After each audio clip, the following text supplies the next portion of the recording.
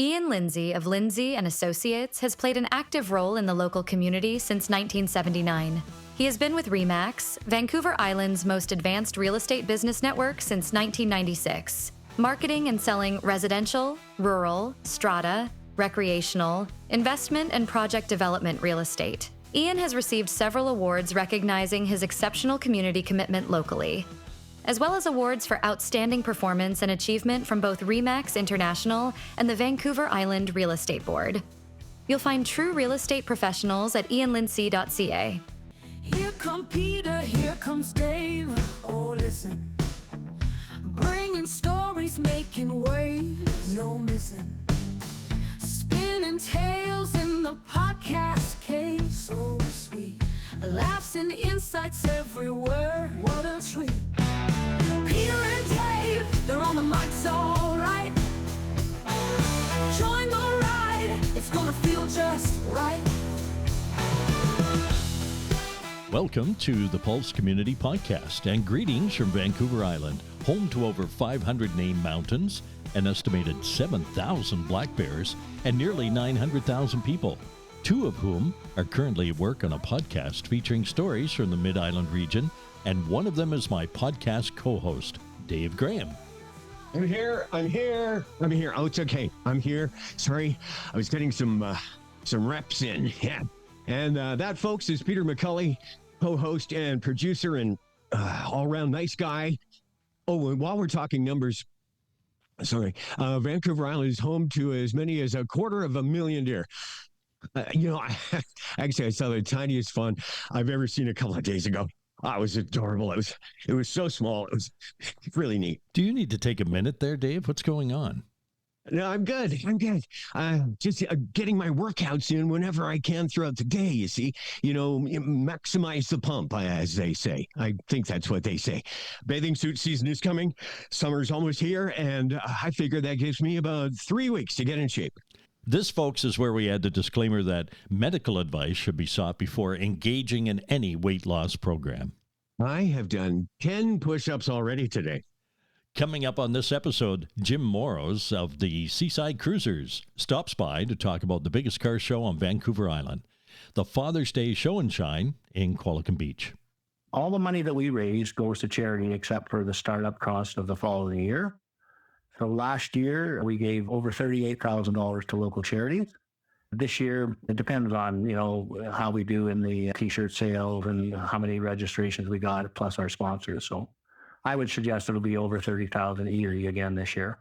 Sean McCann, co-founder of Great Big Sea, is back on the road, and he has been motivated by the idea that, well, to borrow some of his words, when the world feels fractured and uncertain, music is the friend we can rely on to help us through the hard times. Sean McCann's Great Big Canadian Road Trip includes a couple of stops on the island. Parksville is one of them.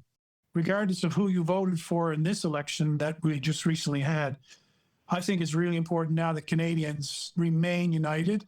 And I think this is a wrong time to divide. I think in the short term, at the very least, we need to come together. Maybe this is the opportunity that we learn to accept each other's differences in a meaningful way and have good conversations that do not resemble what we're seeing in America, because it's just heartbreaking. And I don't want that to happen for our country. So what I can do is get in my car, drive 10,000 kilometers, and sing 10,000 songs with my fellow Canadians. And the point of it all would be to remember that that's who we are, and that we're not the same, we're different, but we are united under one flag. And that's my goal. So it just gave me a target. It gave me a place to do what I do best, and hopefully in a meaningful way. We encourage you to bookmark thepulsecommunity.ca. That's where you can sign up for the weekly newsletter and find the links for contacting us and connecting with the community. We have some messages from those who did just that. Hi, Peter and Dave. I'm Christine Stevenson with the Aerosmith Community Recreation Association. Don't miss the 34th annual Coombs Community Picnic at the Coombs Fairgrounds on Friday, June 6th from 5:30 to 7:30 p.m. This free event features live music, field games, and educational displays. It's a great evening for the whole family. We'll have free hamburgers and hot dogs on the grill, and we hope to see you there. For more information, visit us at aerosmithrecreation.ca. Hi guys, Bren here. Greetings from Aerosmith Lodge in Coakley Manor in Parksville. We've got an exciting opportunity to share with folks across the Oceanside area. We've been chosen to help lead the Participation Community Challenge, happening nationally throughout the month of June. Our seniors want to inspire everyone to get active and get moving. So we've got a plan. We'll be loading up our buses and taking a few of our favorite activities and instructors down to the Parksville Beach and Community Park, right at the Legacy Labyrinth, with the mountains and the oceans as our view. We'll be hosting free outdoor fitness classes. Our first event is Thursday, June 5th, with some relaxing chair yoga with Craig. And on Thursday, June 19th, we get our groove on with Zumba Dai. And we're finishing up with a fitness routine with Doug from Fluid Fitness on, you guessed it, Thursday, June 26th. All our classes will start at 11, and they'll be approximately 1 hour. And here's the challenge. Dave, Peter, everyone listening, grab your chair and come on down for a class, or all the classes. Come alongside this great group of people, show your support, and have some fun with us. There's no cost, the programs are adapted to all abilities, and water and snacks will be provided. We'll be tallying up the numbers each week to put Parksville on the Participation Community Challenge map. So, should you choose to accept this challenge, you can find more details on our website at aerosmithlodge.ca. This message will self-destruct. Sorry, I got carried away. Just kidding. Come on down and join us and get active. Participation. What a terrific program. Hey, whatever it takes to get and stay fit. Just in the last minute, for example, I completed 2 more bicep curls. And now my workout timetable says I need to hydrate. So, Peter, over to you. Be listening and watching for our next concert announcement coming soon, tickets to Sunfest. Oh, well, that's bad. Well, most people would think free concert tickets is a good thing. No, they totally are. I love freebies. Now, I'm talking about this workout smoothie I made. I kind of just tossed a bunch of stuff into a blender. I might have added just a little too much ale. Future guests on the Pulse Community Podcast include Ken Shelley of Qualicum Beach. He's the owner of the SS Minnow, the iconic boat from the Gilligan's Island TV series. Robert Bateman, who just celebrated his 95th birthday, has a new show of works in Cowichan. We'll be chatting about that with him before too long. Now, there's a man who's living proof of the benefits of staying fit and active and engaged. He's just absolutely inspiring. You know, I feel the need right now to get active. I'm going to go do some squats right now. And I'd like to remind everyone about our summer music special coming up. With the season about to begin, we're assembling a collection of songs that are all about summertime. But it's more than that. We'll be out in the public soon again, gathering your thoughts and memories about this time of the year. And some of those special comments will be rounding out a special edition of the Pulse Community Podcast. There's exciting news for book lovers. Fireside Books in Parksville now has a second location in Port Alberni, the Bookworm. Used books are just $5 each, and be sure to ask about their volume discounts. The Bookworm on the corner of Redford and Anderson opens 7 days a week from 10 to 5. Fireside Books at 464 Island Highway East in Parksville is a book dragon's dream come true. Browse their extensive collection weekdays from 9 to 6 and weekends 10 to 5. Both locations make growing your personal library easier than ever. New books, used books, activity books, puzzle books, and much more. Order online at firesidebooks.ca and your books will be waiting when you arrive. Ask about returning books for a book credit. Fireside Books and the Bookworm. 2 locations, 1 amazing adventure in browsing. Oceanside Seaweed. That little pot shop is Parksville's first licensed cannabis store. Since April 2022, Seaweed is under new ownership. With a product expert at the helm, that includes 2 decades of retail mastery and 7 years in the cannabis industry, Seaweed is a legacy in the making, with cannabis products regulated by Health Canada. Community-minded Seaweed is a member of the Parksville Chamber of Commerce, the Parksville Downtown Business Association, and the Retail Cannabis Council of British Columbia. Those 19+ can drop by the store at 154 Middleton Avenue next to Tablet Pharmacy. Open Monday to Friday, 9 a.m. to 8 p.m. Weekends and holidays, 9 a.m. to 7 p.m. Visit the online store at seaweedoceanside.ca. I'm here again. Sorry, just I got to pull the microphone a little bit closer here. I think I might have pulled a hammy. I began to do some squats there. It turned into more of like a deep knee sit, and now I'm down on the floor. You know what? I think I'm just going to stay here for a little bit. If someone could hand me my smoothie. Maybe getting fit by the end of the first day of summer is just aiming a little bit high, Dave. You know, I think it's partly genetics. My genes tell me to eat chocolate. It's almost out of my hands. Okay, meantime, we have a podcast to do, and that means it's time for our first guest. Here's Marilyn. In the green room is Jim Moroz of the Seaside Cruisers Car Club to talk about this year's Father's Day Show and Shine in Qualicum Beach. The event has been held for more than 30 years. Thanks for making time for us today, Jim. No problem, no problem. For folks who haven't been to the Father's Day Car Show lately or ever, it's the event of the year for a lot of us in the Parksville, Qualicum Beach area. Perhaps you could tell us how many vehicles were at the show last year and how many people do you think were in attendance? Last year was our 31st anniversary. This year is our 32nd anniversary of the show because COVID cost us a year. Last year there was over 500 cars, and we figure between 15 and 20,000 people attended. Can you walk us through, Jim, what the attendees, the people that bring cars, can expect this year in terms of activities? Friday night, we have the Friday night cruise. Last year, there was about 400 cars. We expect about the same. They cruise through the streets of Parksville and Qualicum Beach. It starts out at the curling rink in Parksville, the old curling rink. And the route is on seasidecruisers.com. It's a great way to see the cars from the seat of your lawn chair. We have numerous people all along the route sitting there and watching. And then Saturday night, we have a free dance starting at 6 o'clock and ending at 10. We've got a super local 6-piece band, the Grey Notes Revival, are playing this year. That's always a hit with the parents and the kids. And then Sunday is the big show. It starts at 9 a.m. and we have cars, vendors, 50-50 draws all day, and a trophy presentation at 2:30. So to be honest, Peter, the amount of money we give to charities and the show itself would not be possible if it wasn't for our major sponsors, which are Mid-Island Co-op, French Creek Seafood, Quality Foods, and the town of Qualicum Beach. Their help is just unfathomable for what we do. Jim, how many classic cars and hot rods are you expecting to showcase this year? And is there a particular decade or style that seems especially popular? We've already got registered 415 cars, and then there'll be 50 of ours. So we're looking near 475 this year. We're in a bit of a competition with Deuce Days in Victoria versus the Americans that come up.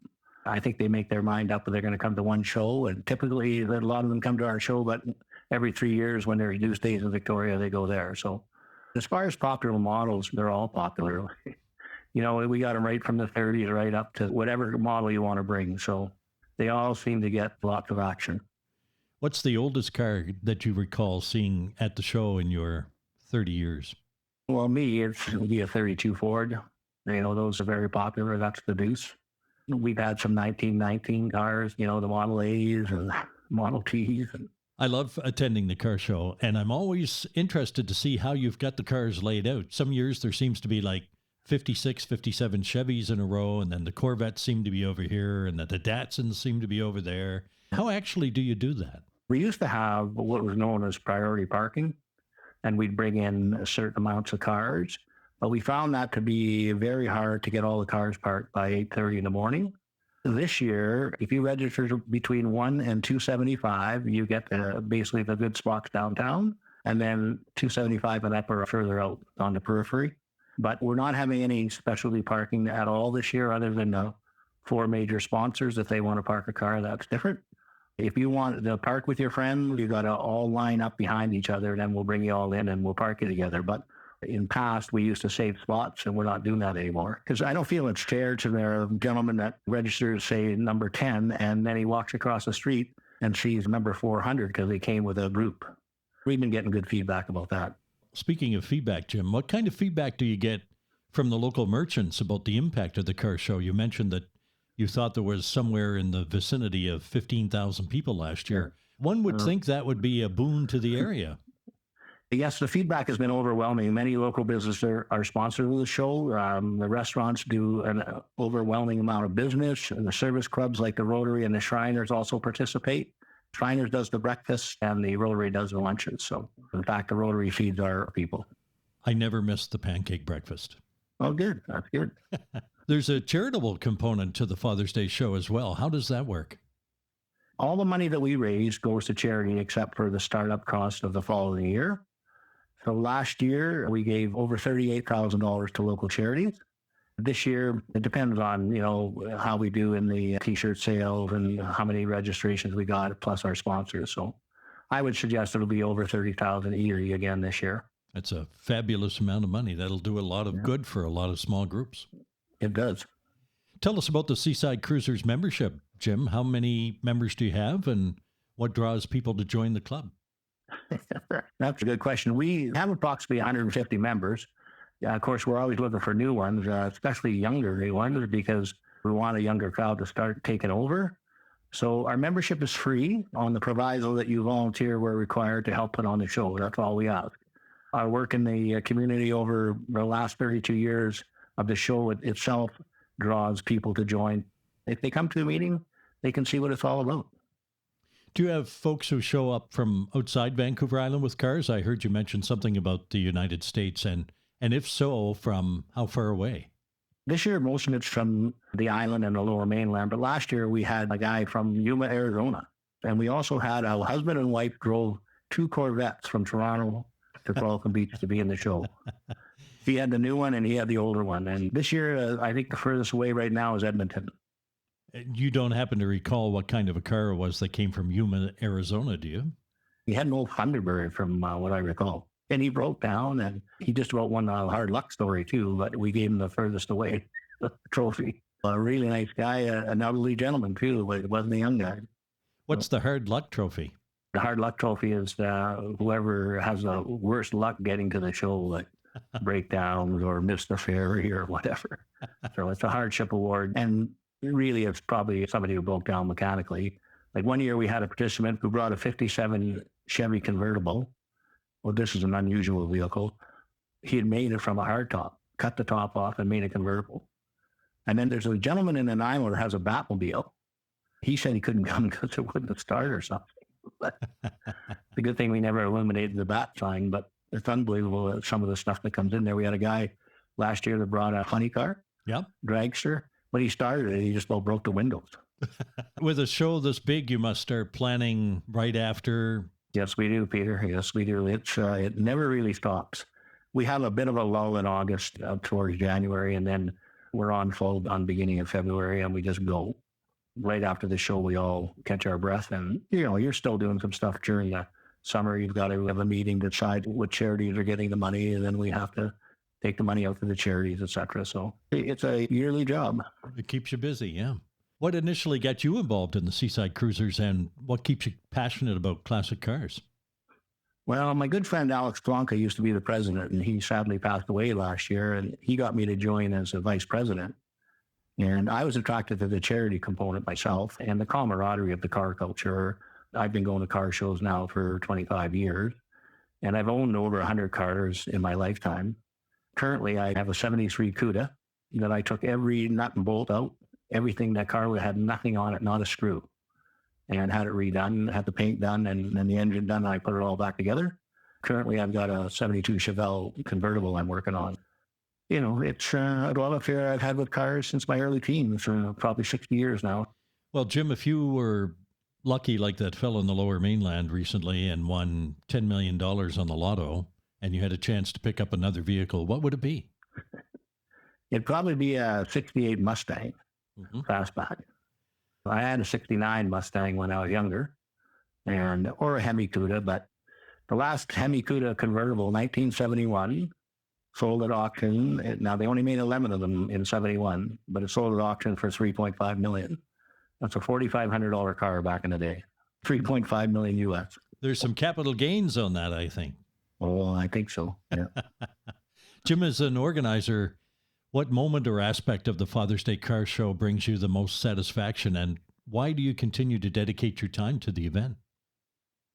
Well, to be honest, Peter, the joy on the people's faces as they walk through our show, admiring the cars, and You can see them reminding each other that their parents or their relatives had one of those in the old days. And I really like the charity component of the show. I feel that that's my volunteer for the year. And I enjoy the gratitude what you see when you hand over a donation check to the local charity. You're having fun, plus you're raising money. It's a win-win. Well, Jim, thanks for your time, and we'll see you at the car show. Okay, thank you. The Seaside Cruisers. They ask adults attending the car show to donate a toonie for their Help Us, Help Others campaign.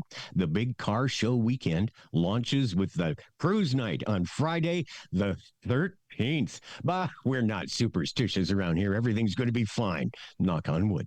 Here at the Pulse community, we say, welcome one, welcome all. And that includes the kids. We're constantly releasing new stories in our Skookum Kids Stories series, one of which is about a magical and memorable visit to Duncan. Be listening for the story called The Night the Totem Spoke. It's the latest in the Mellow Submarine series, featuring Captain Dave and his first mate, Larry the Lobster, narrated by Dave Graham. Our other series is Peter and Gracie, narrated by Peter McCully. Follow the adventures of Gracie, the Eskimo dog, and her caretaker, Peter, as part of the Skookum Kids Stories. Delightful, original stories designed to keep the young ones entertained and maybe even thinking about stuff like the benefits of friendship and cooperation. Check them out at thepulsecommunity.ca. They're also available at skookumkids.com, Apple, Buzzsprout, Spotify, YouTube, iHeart, and Amazon.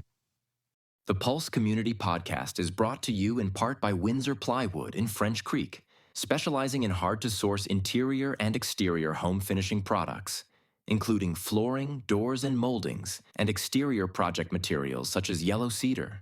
Windsor Plywood French Creek carries high-quality, responsibly sourced products and are committed to providing outstanding value and personalized, one-on-one service to all of our customers, homeowners, do-it-yourselfers, renovators, builders, designers, craftsmen, and contractors. Regardless of the type or size of your project, Windsor can help you bring your vision to life from start to finish.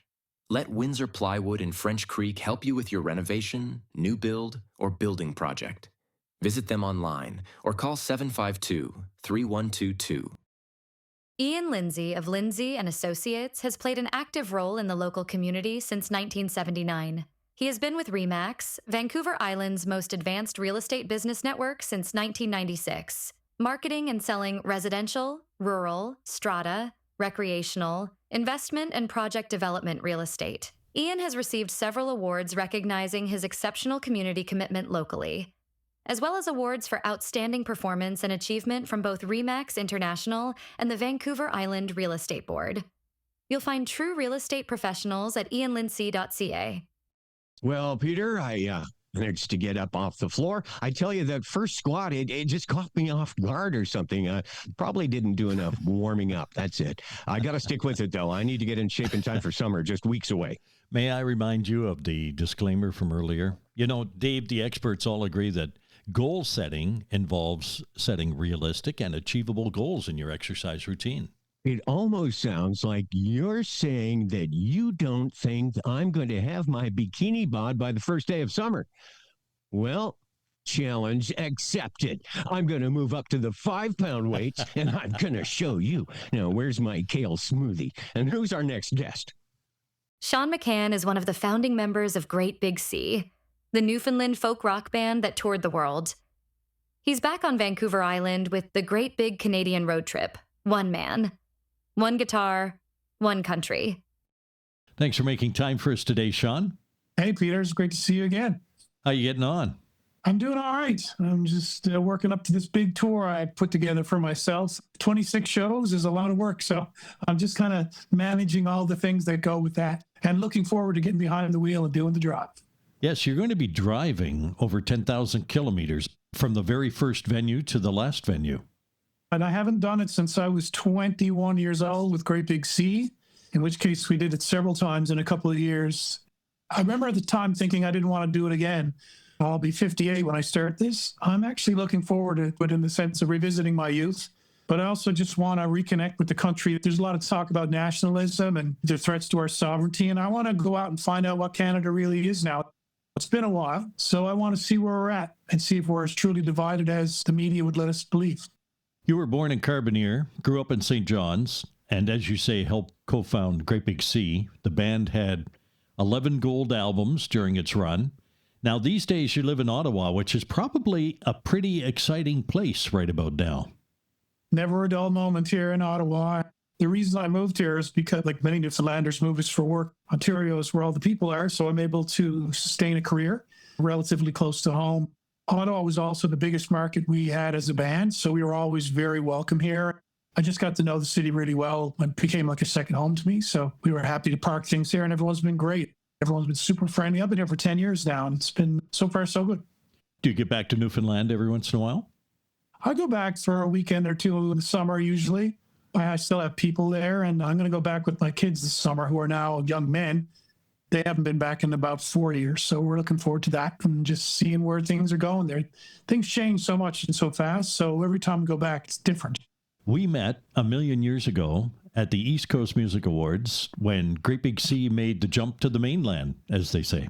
Yeah, those were good times too. There's really not much left from what I can see of the East Coast Music Awards, but back in the day, they had the advent of streaming. The industry has really shrunk in a weird way, or exists in very linear forms now. But back in the day, there was variety. There was bands being signed to record labels who actively promoted bands and sold records, and there was an economy of scale, and it was all very exciting back in the 90s and 2000s.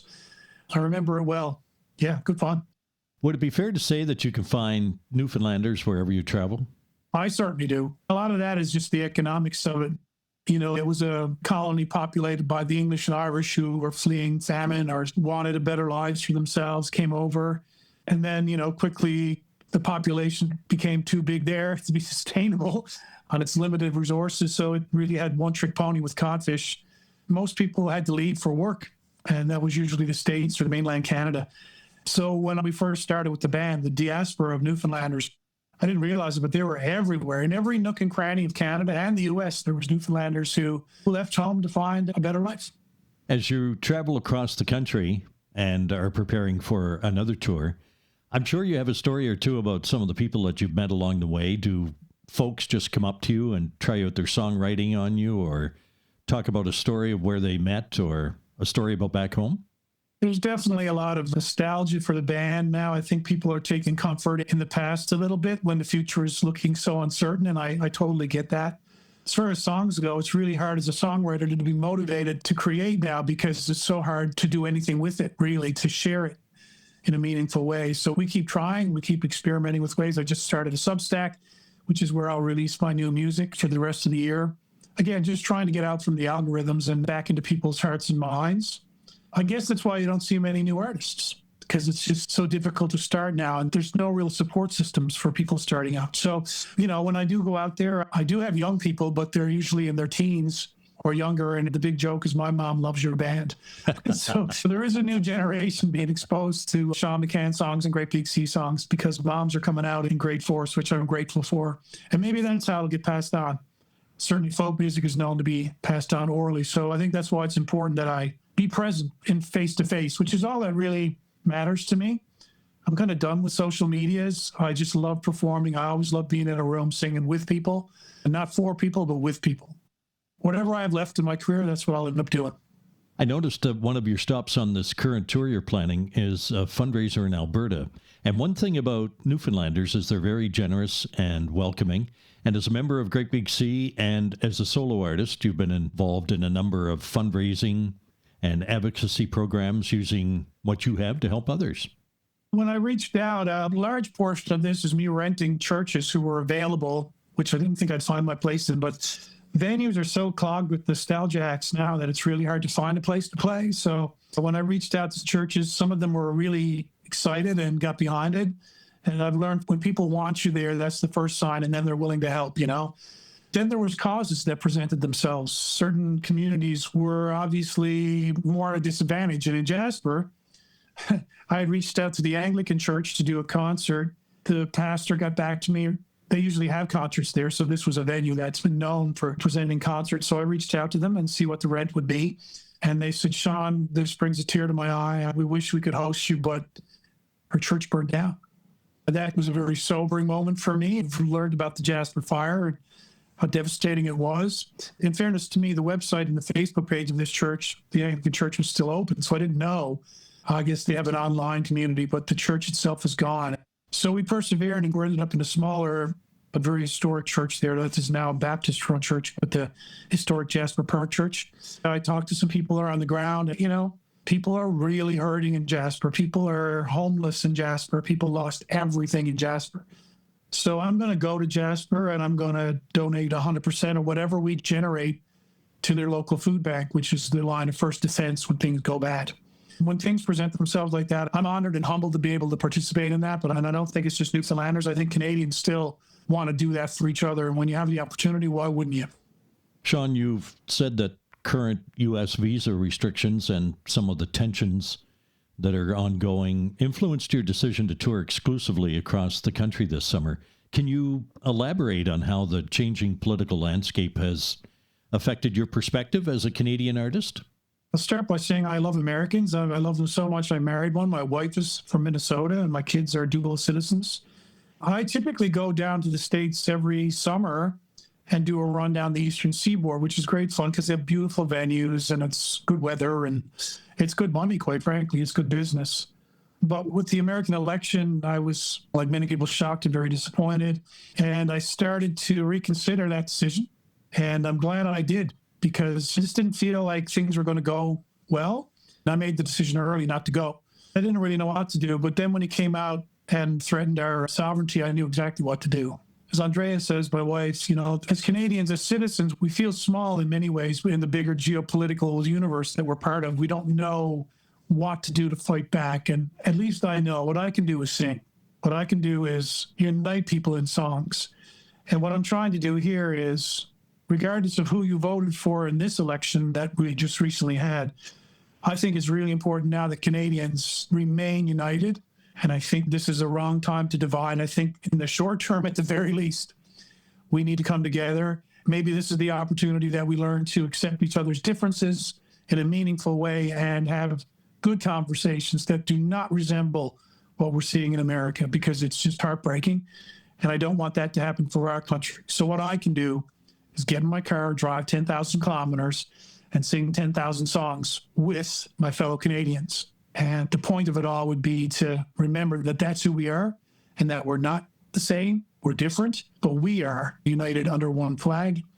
And that's my goal. So it just gave me a target. It gave me a place to do what I do best, and hopefully in a meaningful way. You're going to be in a lot of community venues on this new tour, the Great Big Canadian Road Trip, as you've mentioned. Has the evolution from stadium performances with Great Big Sea to your relationship with the audience in these smaller community spaces, has that brought a different energy to the performance?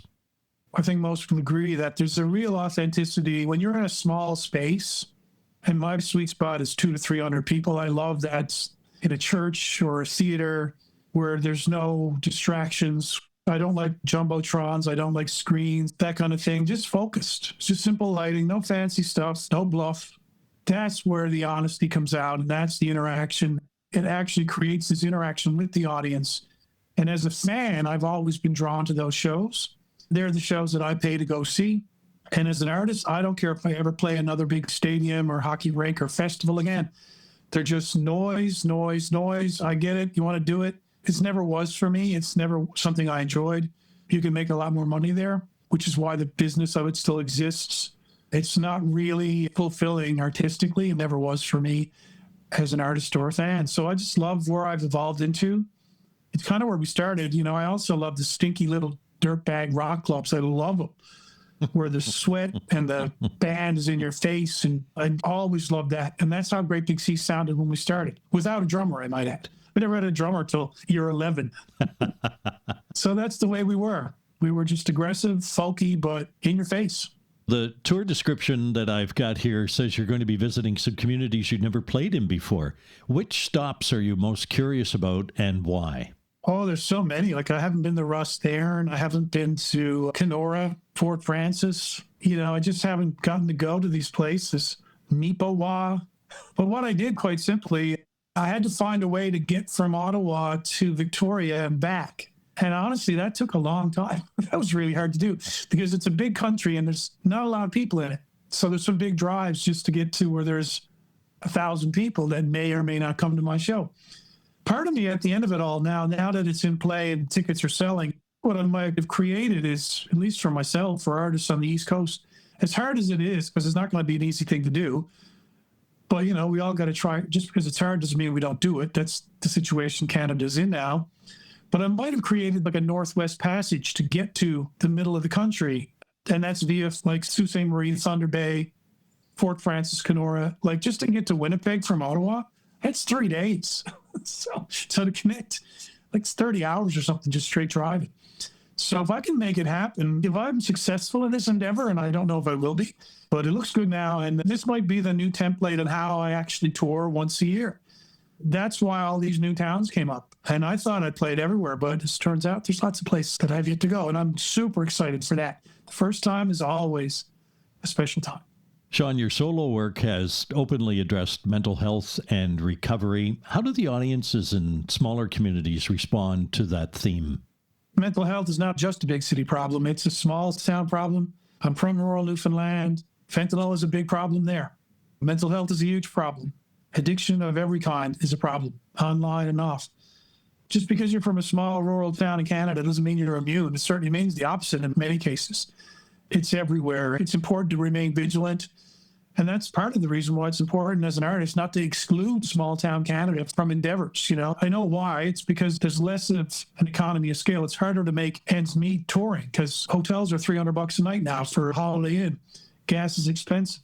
Food is expensive. To keep my little Subaru on the road, it's going to cost about $500 a day. That's pretty much what it costs to be out there, conservatively. I'm drawn to where the hardest work is because it's the most satisfying rewards for me. I'll learn the most. And maybe I'll do some good, which is always, always in the back of my mind. It's not even peripheral. It's like, what good things can we do? That's why you'll find me in these small towns.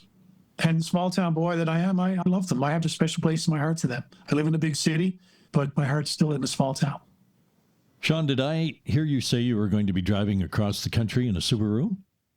I am. I have a Subaru Outback. I'm not a car person. I've only had 3 cars. I've had a Ford Festiva, which I bought because it fit the band's PA system in the back, the SP2 speakers, PVs. Had that for 11 years. And then I didn't have a car for a while because I drank a lot. And I kind of sobered up. And I bought a Honda Element, which they don't make anymore. And now I've got a Subaru Outback, which actually is smaller, and I like it, though.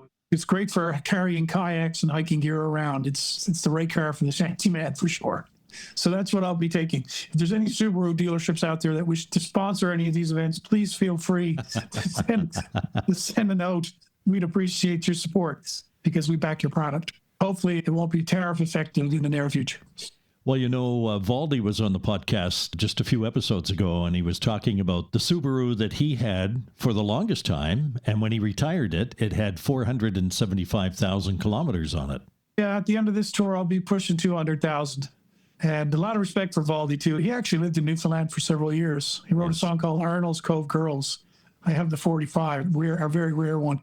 He's an inspiration, Canadian folk singer. I've seen him play a few times live. Great guy, great energy, very positive man. What's the most surprising thing you've learned about yourself or your music since you've been focusing on the more intimate performances? How important it is to me. You can look at what I'm doing as a kind of madness, like it's hard to justify.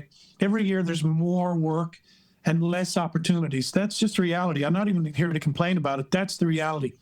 And most artists are afraid to talk about it. I'm old enough not to care anymore, so I'm just being honest. And it matters because I've learned that if I don't play, if I don't write songs, if I don't sing on a daily basis something or engage with my audience, my mental health deteriorates. If I do sing, if I do go through the work and book shows and then get there and play the show, I'm a happier person. I'm a higher functioning person. And I keep my own demons at bay. So I'm just motivated to continue for those reasons. I think music is so important. And I think particularly now, when we are divided, there's no sense in pretending that our country is all on the same page because we're not. We have a common enemy and a common threat, which I hope will bring us together. But moving forward as a country, which we will do forever, I hope, it means we will have to be able to find the means to talk. Before that happens, singing might be the way to that common ground. Because even when you disagree with people, you can sing the same song. And I've got the songs for that. Tell us about the song Proud to be a Canadian, Sean. I actually wrote that back in 2016 as a fundraiser for the Fort McMurray fire, which was devastating. When Trump came out and started talking about annexing Canada and 51st state, I figured I had a good song for that. Here it is again. We come together as a country, brother, sister, mother, son.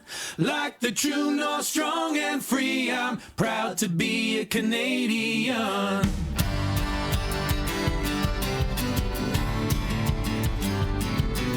In every heart there lives some sorrow, on every face some tears will fall. We have to fight for our tomorrows, together we can face them all. Together we will face them all. Every life will know some loss, a house, a friend, a love, a home. Together we can share the cost. Together we are not alone. Together we are not alone. We come together as a country, brother, sister, mother, son. Like the true north, strong and free, I'm proud to be a Canadian. Proud to be a Canadian.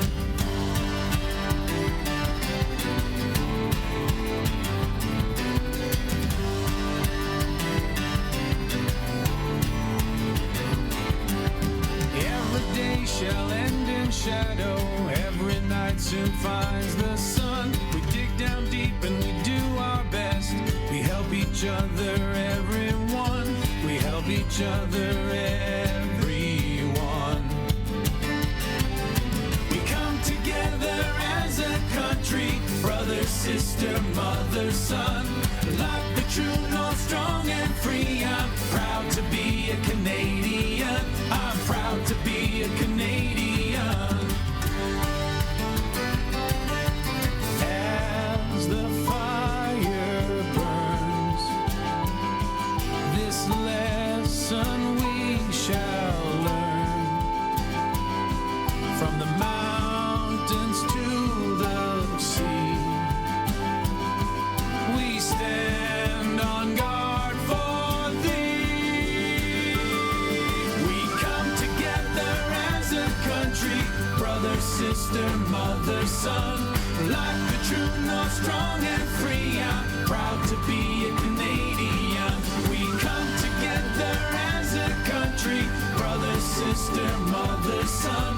Like the true north, strong and free, I'm proud to be a Canadian. I'm proud to be a Canadian.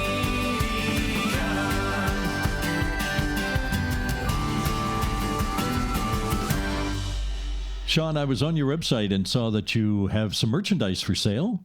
I wanted to know the story behind the shanty jammies. Well, that was Andrea's idea. I wanted to call them shanty panties, but she frowned on that, and probably for good reason, but now I get to say it, so I've said it. I think we came up with that idea just through COVID, when we first were allowed to do some shows, even though they were outside and separate. It was actually in the wintertime when we were allowed to do it, so we broke out the shanty jammies. I'm surprised that we have any left. I haven't heard it in a while, but they were a fast-selling item for a little while. Sean, thanks for your time today. We'll look forward to seeing you on Vancouver Island with the great big Canadian road trip. One man, one guitar, one country. Yeah, me too. I really love Vancouver Island, good people, and I'll be tired, but I'm taking a couple of days off just to be, and take in the sunshine, go for some hikes and some paddles. So I'm really looking forward to that halfway part of my journey, because, of course, when I get there, I got to turn around and go back. So I'll see you then, Peter. Thanks again for your time, and I'll see you in Parksville. Sean McCann. I appreciate the message he brings with his music, and that music helps us cope. But for that matter, in a broader sense, is that not one of the greatest benefits of artistic expression? But that, dear friends, is a discussion for another time, because I need to get back to my workout. I'm planning to absolutely crush my next 5 push-ups. But we bodybuilders, we need fuel. I gotta eat. You're a bodybuilder now?